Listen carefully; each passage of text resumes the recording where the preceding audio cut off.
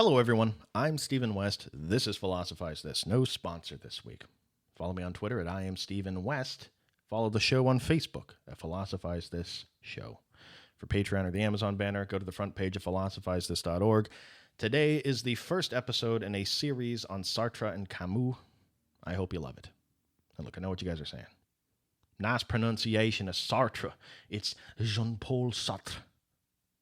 Look, I'm not going to spend the next 30 minutes of my life, or the rest of the series for that matter, saying Jean-Paul Sartre every time I reference the guy. If you guys have a problem with it, be mad at Obama or whoever it was that created this accent that I have, all right? Like, have you guys ever seen that video of German people trying to say the word squirrel, but they can't do it? They say squirrel, or something like that.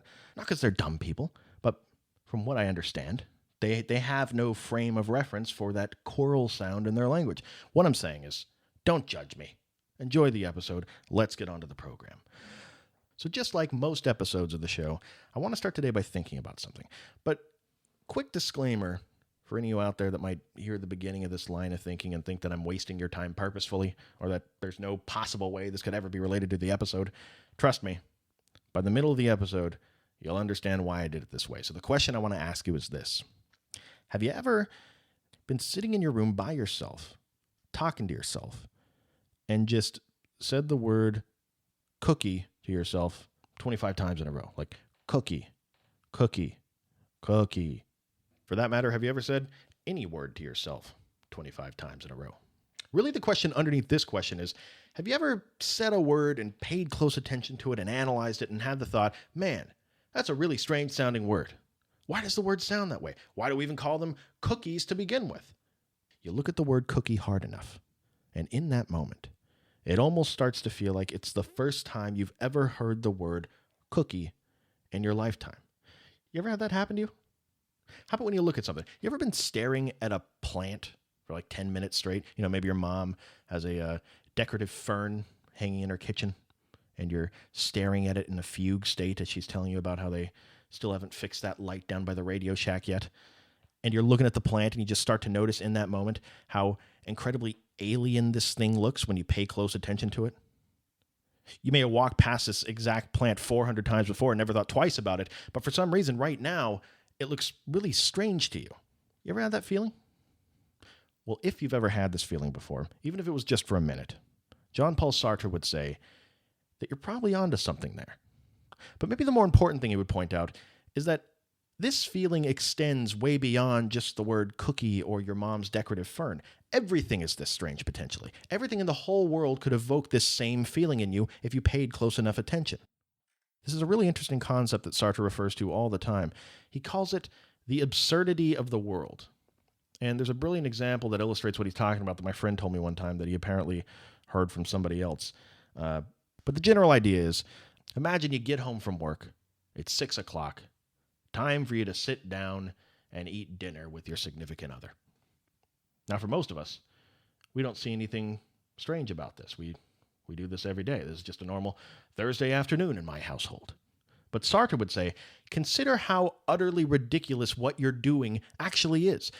You're essentially waiting for this rock that you live on that's hurtling through the vacuum of space to get to a particular spot in relation to the giant ball of gas burning in the middle of the solar system, so that you can then sit down on a bunch of chopped up trees and put little pieces of plants and animals in your mouth that are going to become infused into your cells.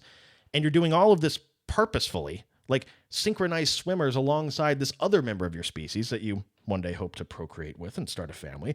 But before you do that, you got to figure out what aspects of their inner thoughts they've been lying to you about since the first day they met you. This is the true absurdity of the world, and we live our lives immersed in it every day to Sartre. But to fully understand where he's coming from with this, and how it ultimately relates back to the rest of his philosophy, we're going to need a little historical context. Remember back at the beginning of the Enlightenment? Remember that famous divide that's been around since almost the dawn of philosophy between rationalists and empiricists? Rationalists believing that we arrive at knowledge best through reason, empiricists believing that it ultimately comes through the senses. Right. So at the beginning of the Enlightenment, if you were a starry-eyed, aspiring philosopher trying to make a name for yourself in the big city, a really cool place to focus your efforts on would have been bridging this divide. Philosophers started to ask the questions, why is knowledge an either-or proposition there? Why can't both of them be true? Why can't neither of them be true? Why can't we all just get along already? Leibniz tried to do it. Hume tried to do it. Kant tried to do it. A lot of people tried to do it, is what I'm saying. And in the early years of Sartre's life, he traveled many, many miles to study under somebody else who was trying to do it. His name was Edmund Husserl. See, Husserl thought, you know what's funny? All these disagreements that rationalists and empiricists have been having with each other for so many centuries, they always seem to happen after we've applied all sorts of very human meanings to what we're experiencing, human biases to what we're experiencing. What would the world look like if we were somehow able to remove those human biases? Now, real quick, I just want to be clear. Husserl's not just talking about biases like, whether you lean Republican or Democrat. He's talking about removing every way that you categorize phenomena that enter your senses and brain. We've actually talked about something like this before. Remember our episode on David Hume on causation? Pool ball A hits pool ball B and causes it to move. David Hume would say that we're making a mistake by saying that pool ball A caused the movement of pool ball B. There's no necessary connection between pool ball A's movement and pool ball B's movement. That's a very flawed human inference that you're making. And although it seems obvious, and probably is true, that pool ball A caused the movement of pool ball B, because the events are so close to each other and one ball's movement directly preceded the other ball's movement, we can't apply that same standard to the rest of the universe and just assume that we know what causes what. I'm sure you can imagine how that might go wrong. I'm sure you can imagine someone saying something like, oh, well, day turned into night and then back into day again. It intuitively makes sense to me as a human being that day caused night to come into existence. We, of course, know that isn't true. But this is a good example of a mistake that we might make when we, in fancy philosophical lingo, infer necessary causation. Now, as you probably remember, David Hume said that there is no necessary connection between these two phenomena, but for the sake of practical life, we confer this framework of cause and effect onto these phenomena. Because, he would say, imagine what the world would be like without cause and effect, or any other meaning we tack on to these phenomena. It would be chaos. It would be a seemingly random flurry of phenomena happening all around you, no rhyme or reason to them at all. It certainly would be a little off-putting, right? Well, Husserl thought, if we want to get to the bottom of this existence thing, maybe the task shouldn't be about interpreting our human experience of these things. Maybe it should be about understanding our human experience at such a deep, comprehensive level that we can sort of subtract it from what we're experiencing and study the raw phenomena as they actually are. This is what is called phenomenology. Now, ultimately, Husserl's making the point that if we're ever going to arrive at certainty about stuff, the current scientific method that we use is probably going to have to go. We're eventually going to need a new scientific method that takes all of that stuff into account, but that's for another episode. What Sartre takes from this is that in our experience of the world, it's not like we're only making sense of it through the lens of cause and effect. No, we're tacking on all sorts of stuff, all sorts of connections between things that have been conditioned into us that help us make sense of everything. Go back to the dinner example. When looked at through the lens of phenomenology, it starts to seem like a pretty crazy and completely arbitrary scene. And no question somebody could do a much better job at breaking it down than I did there. But if for some reason you had a giant claw that could pluck some random person out of a Walmart somewhere, and you ask them, what does this particular sequence of phenomena mean to you? To them, to the average person, it would just be dinner. Sartre gives tons of examples of this absurdity of the world in his book called Nausea. There's a scene where the main character is traveling on a tram, and he looks over to his side, and he sees a chair sitting in the corner, and in that moment, he is just puzzled. He looks at the chair, and as he's looking at it, he experiences what it feels like for there to be no obvious usage for that object conditioned into his brain over the years. Think about that. There's no decades of sitting in chairs or seeing people in chairs or seeing men in thong bikinis hitting each other with chairs at WrestleMania. None of that meaning is there for him. It's like he's a baby seeing a chair for the first time in his life. Here's another example from his book Nausea, where the main character is describing a chestnut tree. Quote, "If anyone had asked me what existence was, I would have answered in good faith that it was nothing. Simply an empty form which was added to external things without changing anything in their nature. And then, all of a sudden, There it was, clear as day. Existence had suddenly unveiled itself. It had lost the harmless look of an abstract category. It was the very paste of things. This root was kneaded into existence. Or rather, the root, the park gates, the bench, the sparse grass, all that had vanished. The diversity of things, their individuality, were only an appearance, a veneer. This veneer had melted, leaving soft, monstrous masses, all in disorder, naked, in a frightful, obscene nakedness. I kept myself from making the slightest movement, but I didn't need to move in order to see. Behind the trees, the blue columns and the lampposts of the bandstand and the Veleda. In the midst of a mountain of laurel. All these objects, how can I explain? They inconvenienced me. I would have liked them to exist less strongly, more dryly, in a more abstract way, with more reserve. End quote. Now just imagine. Imagine if this was how the entire world looked to you, everything in it. The story goes that Sartre was on a heavy dose of mescaline one fine summer's eve and had this very experience. Mescaline, for you more adventurous folk out there, is better known as peyote.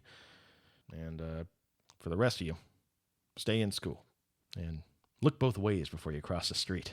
Now, Sartre would say that if you don't believe in a God that has assigned some sort of preordained meaning to that chair, and everything in the world for that matter, a position progressively growing in popularity during this time, if you don't believe in that preordained meaning, then you realize something when you look at the world in that state.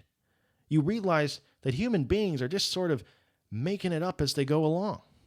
All of this meaning that you've been applying to these objects like chairs or the word cookie for your entire life, there's no essence preordained into these things by a higher power. No, if you go back far enough, all that meaning, turns out it was just some person that came up with it to try to make this process of understanding these phenomena more simple. This is a key point that maybe needs a little bit more historical context. Remember Plato and Aristotle? They believed that every object had within it an essence. The essence of a thing is a specific thing or a collection of things within an object that need to be there for that thing to be considered whatever it is. If the thing for some reason no longer had these specific properties, it would lose its identity and would therefore become something else. For example, a toothbrush, right? There are certain properties about any toothbrush that are called non-essential properties, all kinds of things. Your toothbrush could be red, yellow, short, long, bamboo, whatever you want. But one thing's for sure, if the toothbrush doesn't have that little brushy thing at the top, it's no longer a toothbrush. It's just kind of a colorful stick at that point. Remove the bristles from the toothbrush, and you remove what is called an essential property, or the essence of that toothbrush, a quality that's necessary to make it what it is. Now, Plato and Aristotle believe that there is an essence to every object, including, you guessed it, human beings, even you. This essence is whatever makes you, you. If it was taken away from you, you'd be someone or something else. Now, this essence is typically considered to be something that was in you before you were even born. And this theory was pretty much conventional wisdom up until the late 1800s. And what Jean-Paul Sartre represents is one of several people during this time period that are starting to say, hey, wait a minute. What if we're born without an essence? And once we're born, it's our job to determine what our essence will be. What if to be truly aware of existence means that you're aware of the chair as it is before you've tacked on all this meaning to it? What if, as a famous line goes, existence precedes essence? See, because the significance of realizing that the way that things are in the world isn't some cosmically determined state of affairs is that once you realize that, you're free. All these people around you saying stuff like, that's just the way that things are, sorry, they could be wrong. In fact, look back at history. They probably are wrong. Sartre would say that whenever you hear somebody say something like, marriage is a sacred bond under the eyes of God between a man and a woman, and that's that, you can realize that that conclusion was arrived at just as arbitrarily as yours was. It may not even be true.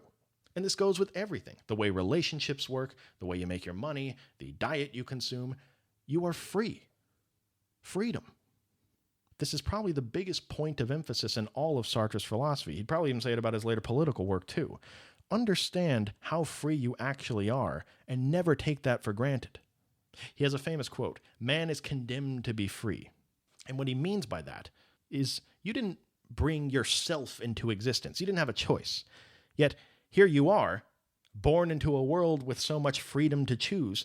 while simultaneously held responsible for everything that you choose to do in this existence that you didn't choose to have. You are condemned to be free. Now, the question people typically ask here is, okay. So I'm free to determine the meaning of concepts and ideas that I interact with in the world. But if I don't believe in God, then I don't believe in something that has prescribed a preordained meaning to my life. Doesn't that make life sort of meaningless? What's the purpose of my life, or anything that I do for that matter? Doesn't that just send me spiraling down a deep, dark hole of feeling like nothing I do ever matters? Well, Sartre would say, just like when you look at the world of phenomena and you apply meaning to all the things to be able to make sense of it, meanings that are not cosmically determined but ones that are useful to you, not only can you apply meaning to your own life, it is your obligation to choose what the meaning of your life is going to be. He'd say, those people that believe that a God has prescribed a meaning to their life, they've really just chosen that meaning just as arbitrarily as you chose yours. Again, existence precedes essence to Sartre. Once we exist, it's our job to discover our essence. Now, if you don't already know, these concepts that we've been talking about here are all hallmarks of a line of thinking known as existentialism. When Plato says that essence precedes existence, that is known as essentialism. When Sartre says that existence precedes essence, that's known as existentialism. Now, I've already talked about an existentialist on this podcast before. The name's Kierkegaard. And if you remember, Kierkegaard famously says that anxiety is the dizziness of freedom. He says that when you realize how free you truly are in this world, when you look down into the yawning abyss, you become dizzy. Quick recap just to give some context. So freedom is a really interesting thing for human beings. I mean, on one hand, we all say that we want it more than anything else out there. We don't want somebody telling us how to live our lives. Don't tell me what to do. I don't want to live under the rule of some king. But on the other hand, we say, wow, I'm free. I'm free. I can do anything I want. That's a pretty scary thing when you think about it. Kierkegaard would say that most people find themselves either lost in the infinite or lost in the finite. Lost in the infinite looks like this. I'm free. I can do anything I want. Where am I going to go with my life? Oh, you know what? Better just set up camp here and just think about what I'm going to do for a while. Don't want to make any rash decisions. I'll talk to some people, figure out what I'm going to do, come up with all sorts of ideas, and never really take action on any one of them. Or lost in the finite. How does that look? Oh, you guys set up a camp? Oh, your camp's over there? Okay, I'm going to set up my camp right next to you guys, okay? Oh, is that how you hold your spoon? Okay, I'll start doing that too. Oh, is that pumpkin spice cream cheese? Both of these, to Kierkegaard, are attempts to avoid the dizziness of being truly free. A state of dread, as Kierkegaard calls it. Well, Sartre talks about something very similar to this. He says that once you realize that you're in the driver's seat, once you realize that it's you that has to decide the meaning of your life, and that you're not limited to this tiny, manageable story about the way that things are that most people tell themselves, when you feel that nausea that comes along after realizing how many options you truly have, it's a very uncomfortable place to be. And by the way, there's no Pepto-Bismol for the nausea of existence. So getting rid of that feeling of nausea by any means necessary starts to look real friendly to you. And a common trap that people fall into, a state that most people spend their entire lives in, even if they don't realize how free they are, is what Sartre calls bad faith. Bad faith is when we accept something as true that really isn't all that convincing to us, not because we think it's the truest thing in the world, but because it's convenient and easy for us to believe in it. People do this with all sorts of things, like tanning, right? People that go tanning. At some level, they know that sitting in an oven for 30 minutes is not good for you. At some level, they realize that they're probably going to grow up and look like a lizard. But hey, in this one clinical trial, 6 out of 7 rats didn't die of cancer. That's another thing, right? It's so easy in this day and age, much easier than any other generation, to decide what it is you want to believe in and then do a reconnaissance Google search after the fact for a study that you can point to as a reason why you're doing it. It's gotten pretty crazy. I mean, try going to Google and typing in, anything. Reasons kale is bad for you. And then after that, type in reasons kale is good for you. Guarantee you're going to get a ton of results on either side of that. Point is, it's so easy to have this bad faith that Sartre talks about, where you don't believe in what the most compelling position is, but one that's convenient for you to believe. We tell ourselves a story that we want to hear so that we don't have to do the hard work of having difficult conversations with ourselves. Sartre thought one of the most common types of bad faith, one that he saw firsthand all around him during his lifetime, is when people tell themselves they have zero options about what they can do. Sartre talks about a hypothetical waiter who hates his job. He goes to the same restaurant day after day, hating his job, not feeling fulfilled. But whenever he thinks about applying for a different job or asking himself the difficult questions that would come along with that sort of life choice, he just tells himself the same thing. Look, I'm a waiter. Always been a waiter. Always going to be a waiter. My father was a waiter, just like his father before him. I'm never going to be able to try to do anything else because this is my job and I need the money to survive. I might as well just accept it. I'm trapped on this unfulfilling hamster wheel for the rest of my life. Now, Sartre would say that this is absolute nonsense. Your essence isn't determined by what your father or your grandfather did. It's not determined by a few overdue rent notices in your mailbox. You are a free individual that can choose the meaning of your life. You can do anything you want. The money and the rich family heritage of being a waiter aren't preventing you from doing anything. You are preventing yourself. People do this for any number of reasons, probably most commonly to avoid some difficult conversation that would be looming. But consider what it is someone's actually doing when they find themselves in one of these bad faith scenarios that Sartre talks about. When the waiter wants to change his job and he tells himself that he has zero options and that he's essentially destined to angrily get people baskets of chips for the rest of his life at the Mexican restaurant he works at, what is he doing there? Well, he's cutting the legs out from underneath his ability to choose. He's putting up this barrier to try to convince himself that he actually doesn't have a choice in the matter and that being unhappy at this job is a life sentence. Just imagine what sort of world he's living in. Imagine if he was living under a tyrannical dictator that told him, you're going to wait tables for the rest of your life or I'm going to chop your head off. That is basically the world that this waiter lives in. And Sartre would say that it's entirely self-imposed. Sartre talks about how people do this a lot with relationships too. Someone will stay with someone for a couple years. They'll ignore all the telltale signs of the two of them being fundamentally incompatible. And when they wake up one morning and they realize how unhappy they are in the relationship, oh, well, I could never leave them. We've been together for 10 years now. Oh, so you should waste another 10 years of your life? I could never leave them. I just can't reinvent myself at the age of 30. Yes, you can, and many people do. Sartre would say something people do all the time is they avoid making these kinds of difficult life decisions, desperately trying to avoid that temporary short-term discomfort of contending with the freedom that they have at their disposal.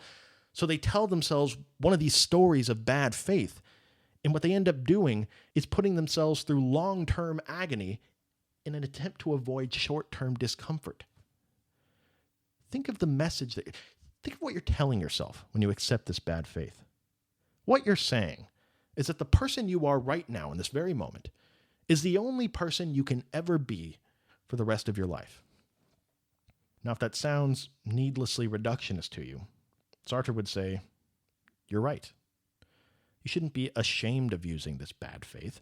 You shouldn't get down on yourself if you're 50 years old and you realize that bad faith has controlled you for most of your life and you feel like it was all your fault all along and you've wasted your entire life. No, just be free. Thank you for listening. I'll talk to you next time.